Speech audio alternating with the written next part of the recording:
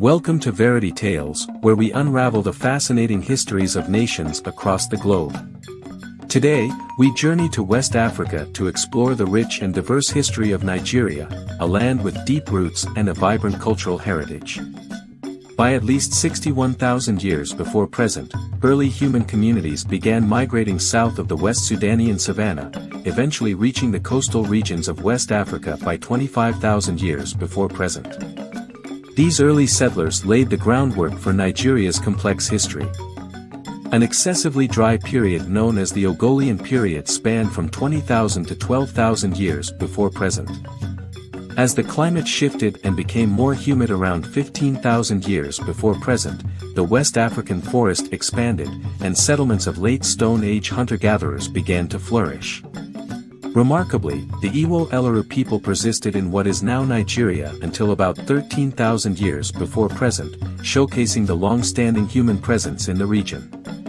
As macrolith-using Middle Stone Age peoples were gradually displaced by microlith-using Late Stone Age Africans migrating from Central Africa, a significant cultural and technological shift took place. Fast forward to around 6300 BC, and we find the Dafuna canoe in northeastern Nigeria, the oldest known boat in Africa and the second oldest in the world, highlighting early Nigerian ingenuity. In the Iron Age, Nigeria became a hub of early metallurgy.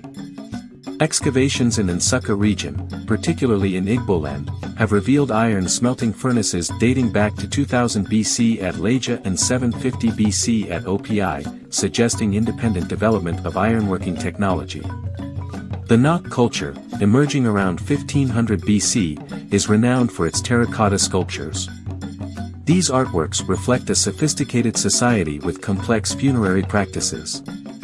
Nok culture is considered a precursor to later civilizations like the Yoruba and the Benin Kingdom, indicating a long tradition of artistic excellence.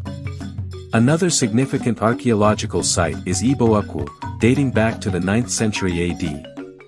Discoveries here include intricately crafted bronze and copper artifacts, demonstrating advanced metalworking skills and providing crucial insights into the rich cultural traditions of the Igbo people. Interestingly, between 50 AD and 90 AD, Roman explorers conducted expeditions into what is now Nigeria. Although primarily for commercial purposes, these expeditions highlight early interactions between distant civilizations. Roman coins found in Nigeria, albeit likely introduced much later, underscore the region's long-standing connections with the wider world. Before the year 1500, in the region known as Sudan or Bilad al-Sudan, meaning Land of the Blacks. By the 7th century AD, Islam had begun to spread across the Sahara, reaching what is now northern Nigeria. Arab merchants crossed the Sahara for trade, introducing not only goods but also Islamic culture and learning. This led to the establishment of the Hausa city-states around the 11th century, which became major hubs for trade and Islamic scholarship. By the 14th century, the ruling elites of these city-states were Muslims, although widespread conversion of the population didn't occur until the 18th century. These early states left us a legacy of written documents in Ajami script, blending Arabic with local languages like Hausa. As we move to the late 15th century, we encounter the rise of the Songhai Empire under the leadership of Sunni Ali. He expanded the empire's reach, conquering key cities like Timbuktu and Jen, and making Islam the official religion. His successor, Askia Muhammad Tur, further established Islamic practices and brought renowned scholars to the empire, turning cities like Gao into centers of learning. To the east, the Kanem-Bornu Empire flourished. Established in the 13th century, it became a powerful Islamic state under the Safavid dynasty. The Mai of Kanem adopted Islam as early as the 11th century, and the empire's influence extended through the Lake Chad basin. Mai Ali Gaji moved the capital to Bornu in the late 15th century, stabilizing the region and expanding its influence. The empire's golden age came under Idris al-Umma, who implemented administrative reforms and promoted Islamic culture and education. In the southwest, the Oyo Empire emerged as a dominant force in the 15th century. Its military prowess, particularly its cavalry, allowed it to establish control over neighboring regions and trade routes.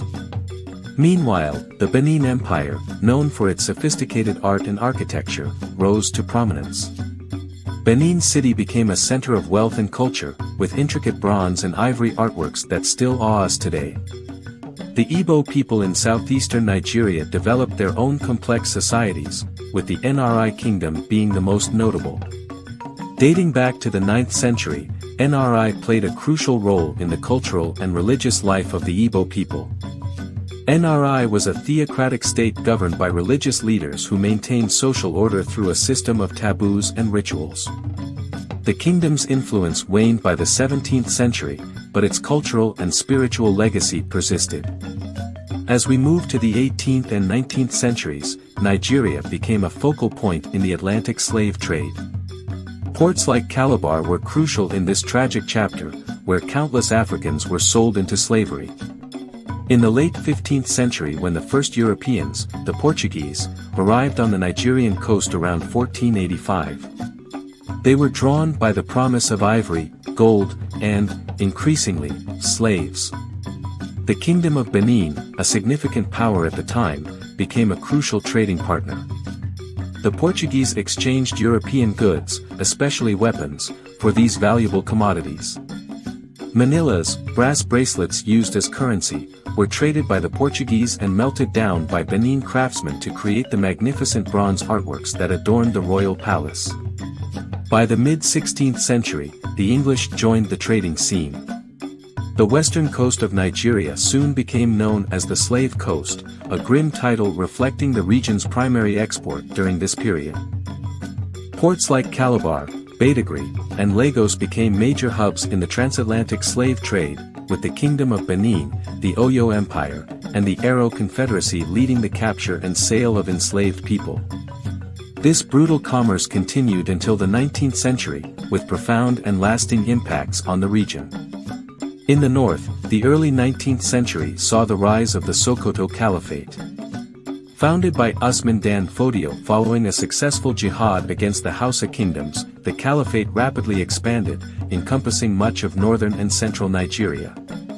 Under the Sokoto Caliphate, Arabic became the official language, and Islamic civilization flourished. The caliphate grew wealthy and powerful through trade and a vast slave economy, with about 2 million slaves by the 1890s, primarily used in agriculture. In 1807, Britain outlawed the transatlantic slave trade, shifting their interest in Nigeria to palm oil, crucial for the Industrial Revolution. However, the slave trade persisted, driven by European and American smugglers.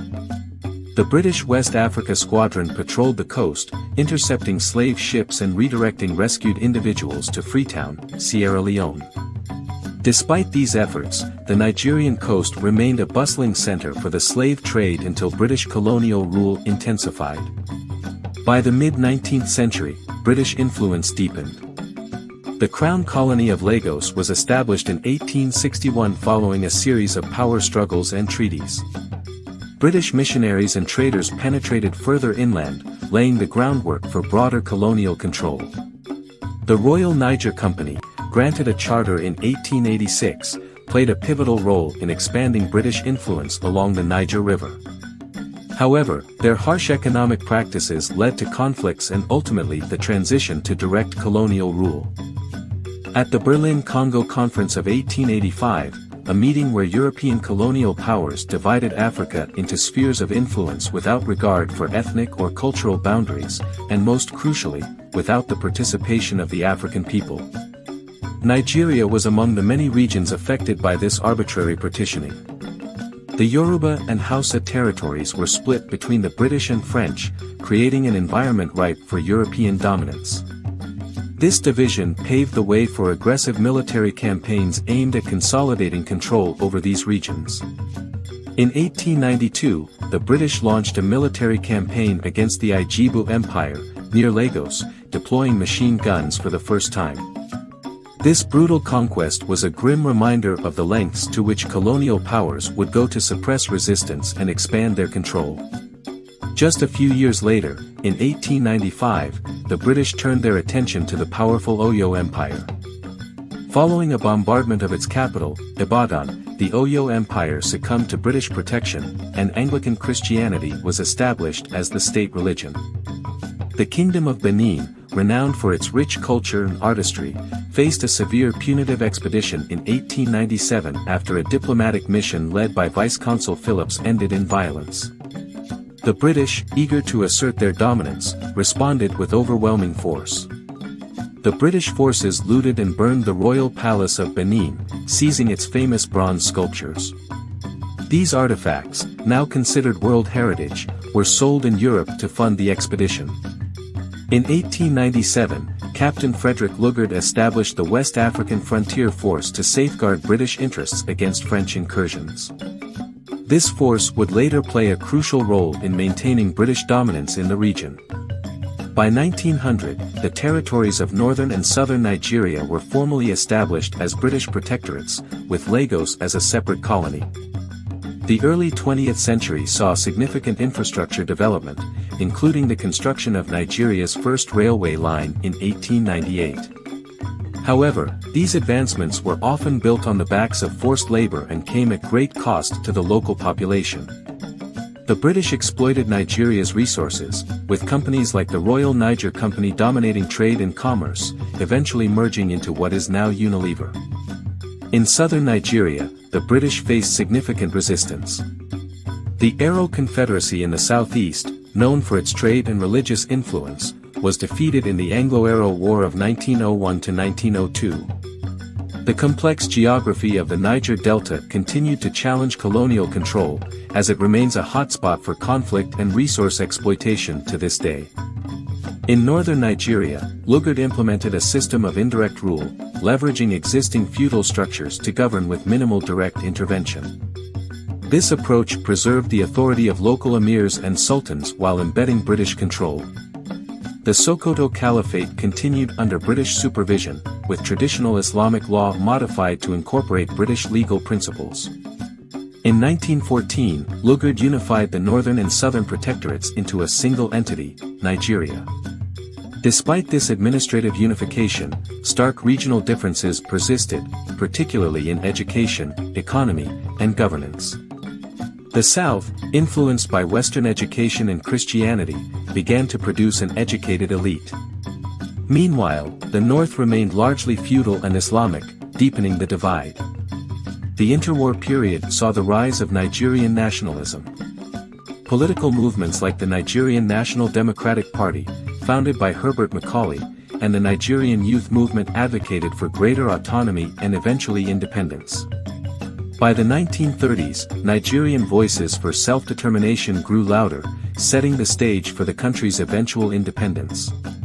During the Second World War, Nigeria played a crucial role as part of the British Empire. Tragedy struck on July 26, 1940, when the MS Accra, one of the mail ships to Nigeria, was sunk by a German U-boat, claiming 24 lives. Later, on November 15, the MS Apapa met a similar fate due to a German bomber, resulting in 26 fatalities.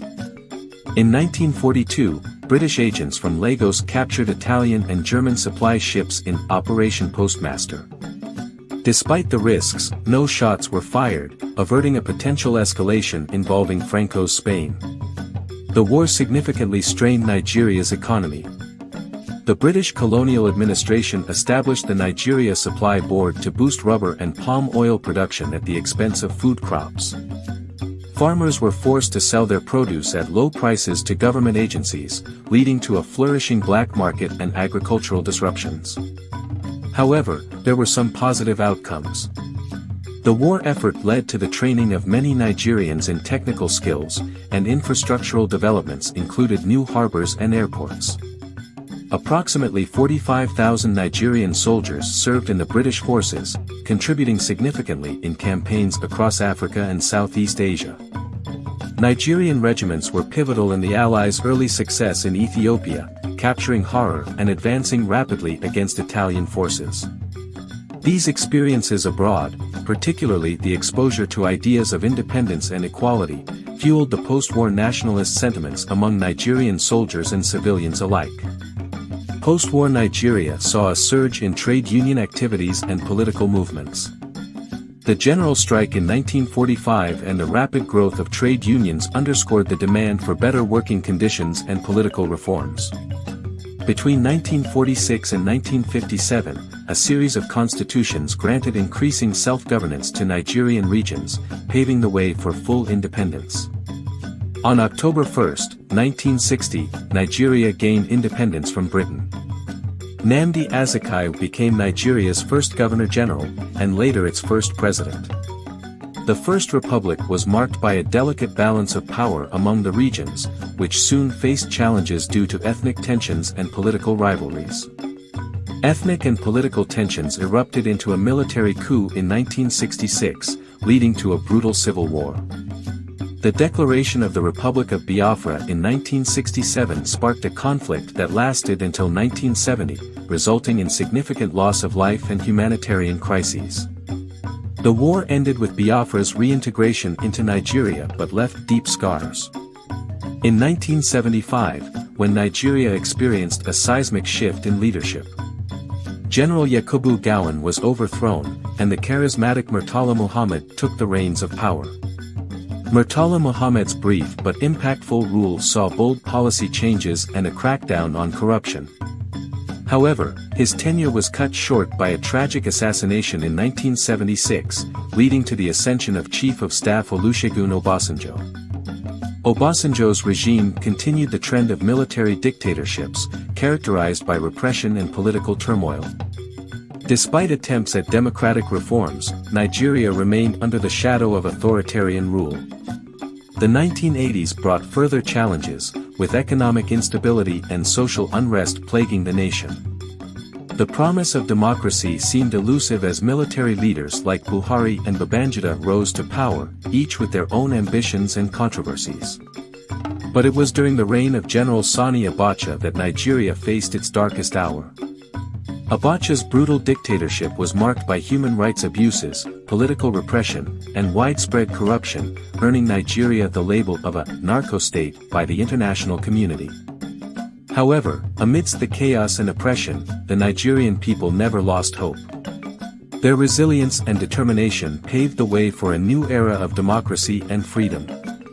In 1999, Nigeria witnessed a historic transition as Olusegun Obasanjo, once a prisoner under Abacha's regime, became the first civilian president in decades. The dawn of democracy brought renewed optimism and the promise of a brighter future for Nigeria. In 1999, with the dawn of the Fourth Republic and the inauguration of President Olusegun Obasanjo. After years of military rule, Obasanjo inherited a nation in crisis, marked by economic stagnation and political instability. Despite the challenges, Obasanjo embarked on a mission to revitalize Nigeria, retiring military officers to strengthen democracy and spearheading initiatives like NEPAD to drive African development. However, his presidency was marred by communal violence and border disputes, including the resolution of the Bakassi Peninsula conflict with Cameroon. Nevertheless, Obasanjo's tenure laid the groundwork for Nigeria's democratic resilience, paving the way for subsequent leaders. In 2007, Umaru Yar'Adua assumed office, facing international criticism over flawed elections but striving to address energy crises and negotiate peace in the Niger Delta. Tragically, Yar'Adua's presidency was cut short by his untimely passing in 2010, leading to the ascension of Goodluck Jonathan. Jonathan's administration witnessed both successes and challenges, from economic growth and Ebola containment to the rise of Boko Haram and controversial legislation. Despite his defeat in the 2015 elections, Jonathan's graceful concession marked a milestone in Nigerian democracy, setting the stage for Muhammadu Buhari's presidency.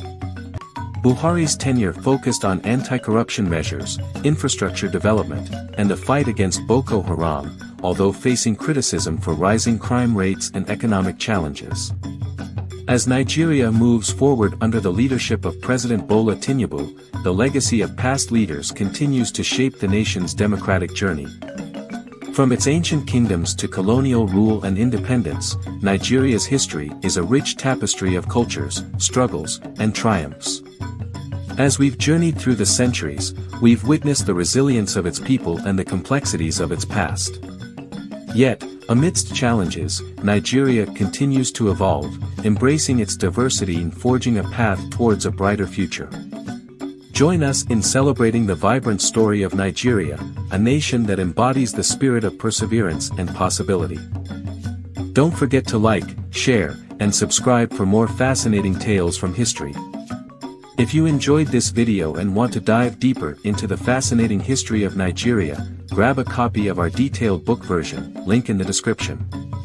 Packed with rich insights and captivating stories, it's a must-read for history enthusiasts.